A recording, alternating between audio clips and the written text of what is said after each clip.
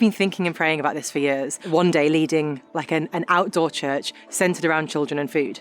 The first thing we did was we said, right, we're going to set the bell tent up once a month and we're going to pray. And we called it, it's in my diary, it says, pray the new church into being. Tom and I were praying a lot of really anxious prayers because it was just the two of us for quite a while. We've arrived here in Chopwell with absolutely nothing. And God has just time and again completely provided. And what that has done for me as a Christian, especially at this really important time in my own faith life, like what a good time for my faith to grow massively.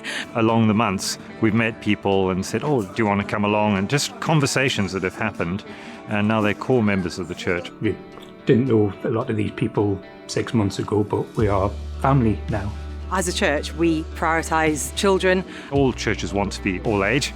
But amazingly, we are all age, and it's so wonderful and exciting. Today, we're being led by our children. They are kind of at the heart of it. They're fully respected, and they're not like told to shh, be quiet, behave. They just know that they can come. And I know this today they've been helping prepare the food and they've really enjoyed doing that. We always gather around food. One thing that has been really on my mind over the last few years is the Eucharist, that important holy meal. Often doesn't really look like a meal. And I've been wondering, what would church be like if we gathered around a physical meal, if that was like the highlight of what we do? So we always meet around food, either here at the feast or we have house groups and we always have a meal together there. Every time we meet, we have food together. I think that's a really key thing. There's something about sharing food. Jesus always shared food. It's a good way to just collect people together and start conversations. I tell my friends about it as well. So I had a massage client this morning, and what I said to her was, everyone's welcome.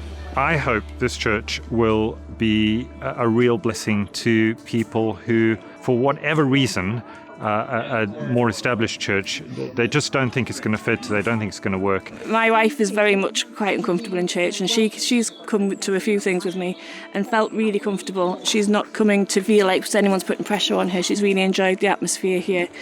I am neural atypical. Traditional churches, just sitting, listening to a sermon or something, I daydream a lot, sort of, where here, because they've got the different hand activities to do and things like that, you keep up. For a lot of people, the traditional settings absolutely still work, but for a growing number of people, it isn't working. And so doing things differently seems to be what people are after. So to anyone else who's thinking about doing something as wild as this, go for it. And our big inspiration, it sounds like really, really obvious, it's been the Bible. Really not looking so much at church tradition that we've been handed down in generations, but going back to the basics. What were they doing in the early church? What were they doing in Acts? And really, we base a lot of what we do now on that.